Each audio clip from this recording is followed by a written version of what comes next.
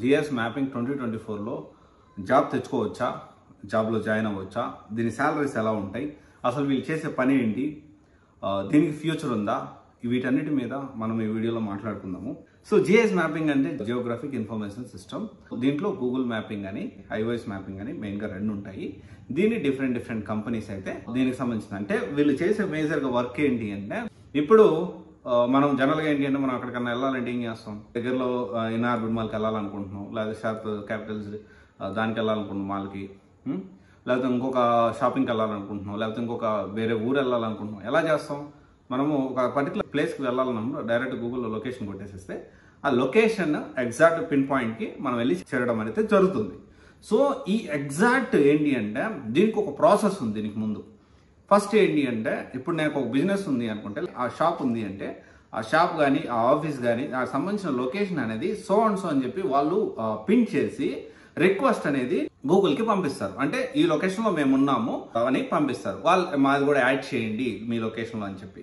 అప్పుడు ఆ తర్వాత ఏం జరుగుతుందంటే దానికి సంబంధించి వాళ్ళు వచ్చేసేసి అప్రూవల్ చెక్ చేసి, ఓకే వీళ్ళు పిన్ ఒకటి పంపిస్తారు, పోస్టల్ ద్వారా పిన్ పంపిస్తారు. ఆ పిన్ రీచ్ అయిన తర్వాత ఆ పిన్ అప్లై చేస్తే మనకి ఆ లొకేషన్ అనేది అప్రూవ్ అవుతుంది. దీనికి సంబంధించి ఈ కరెక్ట్ అప్రూవల్ చేసే ఇది ప్రాసెస్ ఏదైతే ఉందో ఈ ప్రాసెస్లో బ్యాక్ ఎండ్లో వర్క్ చేసే వాళ్ళే GIS mapping and iOS mapping చేస్తూ ఉంటారు అనమాట. సో బేసిక్ ఏంటి అంటే ఇది ఒక రెగ్యులర్ వర్క్. అంటే ఈరోజు చేసి టెక్నికల్గా, అంటే ఇప్పుడు ఒక వారం రోజులు 10 రోజులు ఎవరైనా ఎనీ పర్సన్, నేను ఒక 10 రోజులు లేదా ఒక నెల 2 నెలలు మాక్సిమం పడుతుంది దీన్ని అలవాటు చేసుకోవడానికి. సో 5 సంవత్సరాలు చేసినా సేమ్ వర్క్, 10 సంవత్సరాలు చేసినా same work. And for your kind information, packages అనేవి మనము మాట్లాడుకుందాము. ప్యాకేజ్ తర్వాత మనం 2024లో జాయిన్ అవ్వద్దా వద్దా అనేది కూడా మనం ఖచ్చితంగా డిస్కస్ చేసుకుందాం. ఇంకా వర్క్ ఏం చేస్తారంటే capturing and storing, checking, displaying data ఇవన్నీ కూడా చెక్ చేస్తూ ఉంటారు. దీంట్లో బేస్ పే వచ్చేసి 2 lakhs నుంచి 4 lakhs ఉంది.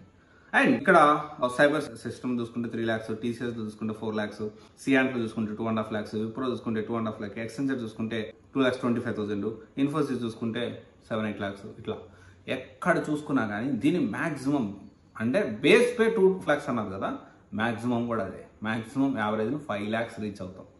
వన్స్ మనకి ప్యాకేజ్ పెరిగిన తర్వాత మిమ్మల్ని తీసేసి కొత్త వాళ్ళని పెట్టుకోవడానికి ఇష్టపడతారు. కానీ మీకు చేసే వర్క్, ఎందుకంటే నెల 2 నెలల్లో కొత్తగా ఎవరు వచ్చినా కానీ ఈజీగా అడాప్ట్ చేసుకుంటారు. అండ్ మీరు ఎన్ని సంవత్సరాలు చేసినా అదే వర్క్ ఉంటుంది. And at the same time చాలామంది పార్ట్ టైంగా నాకు డబ్బులు సరిపోవట్లేదు, ఇంట్లో వాళ్ళు పంపించలేకపోతున్నారు అని చెప్పి తెలియక వాళ్ళ కెరియర్ని ఇలా జిఐఎస్ మ్యాపింగ్, ఐఓఎస్ మ్యాపింగ్ సంబంధించి కెరియర్ స్టార్ట్ చేస్తూ ఉన్నారు. అండ్ 2024లో కూడా మీరు ఇప్పుడు స్టిల్ అలాంటి కెరియర్ స్టార్ట్ చేయాలనుకుంటే ఈ విషయం మీరు ఖచ్చితంగా తెలుసుకోవాలి. దీంట్లో ప్యాకేజెస్ అనేవి పెరగవు. Regular routine work, this is completely non technical. దీనికి మీరు డిగ్రీ బీటెక్ చదవాల్సిన అవసరం కూడా లేదు. ఒక లేమెన్, ఒక 10th పాస్ అయినాడు, 10th పాస్ అవ్వకపోయినా పర్లేదు, కళ్ళు బాగా కనిపించినట్టు కొంచెం సిస్టమ్ వచ్చినట్టు ఎవరైనా చేయగలుగుతారు ఈ పని. చాలా సింపుల్గా చెప్తా ఉన్నా. Okay, it doesn't mean that అంటే 10th పాస్ అయిన అవ్వని వాళ్ళు కూడా తీసుకుంటారని అలా కాదు, చెప్తున్నా మీకు. ఓకే, సో దీనికోసం మనం డిగ్రీలు బీటెక్లు చేసి హైదరాబాద్కి రావట్లేదు, బెంగళూరుకు వెళ్ళట్లేదు. ఇదైతే క్రిస్టల్ క్లియర్గా తెలుసుకోండి. అండ్ ఇలా కాకుండా నేను వెళ్తాను చేస్తాను అంటే మీకు ఒకవేళ పార్ట్ టైం మరీ ఇబ్బందిగా ఉందంటే పిఎఫ్ లేకుండా ఉంటే టెంపరీగా పార్ట్ టైం జాబ్ లాగా ప్రస్తుతానికి ఎంతో కొంత డబ్బులు ఎర్న్ చేసుకుని తర్వాత నేను మళ్ళీ స్టార్ట్ చేసుకుంటాను నా కెరియర్ అనుకుంటే దీంట్లో మీ కెరియర్ని యూ కెన్ స్టార్ట్. బట్ 2024లో జిఐఎస్ మ్యాపింగ్ తీసుకోవచ్చా వద్దా అంటే 100% చెప్తున్నాను. దీంట్లో అడుగు పెట్టడం ఈజీ, బయటకు రావడం చాలా కష్టం. సో స్ట్రక్ అయిపోతారు. సో చాలా ఇబ్బంది అవుతుంది. 100% వెళ్ళొద్దని అంటున్నాను. బట్ స్టిల్ మీకు అంత మనీ ప్రాబ్లం ఉంటే దీన్ని ఒక పిఎఫ్ లేకుండా ఒక పార్ట్ టైం జాబ్ లాగే కన్సిడర్ చేయండి.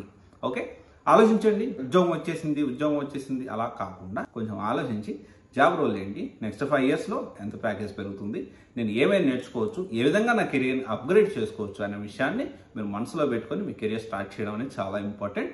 ఆలోచించి నిర్ణయం తీసుకోండి. At the end of the day me life, me career, me choice. జాగ్రత్తగా అడుగు వేయండి. Thank you. All the best.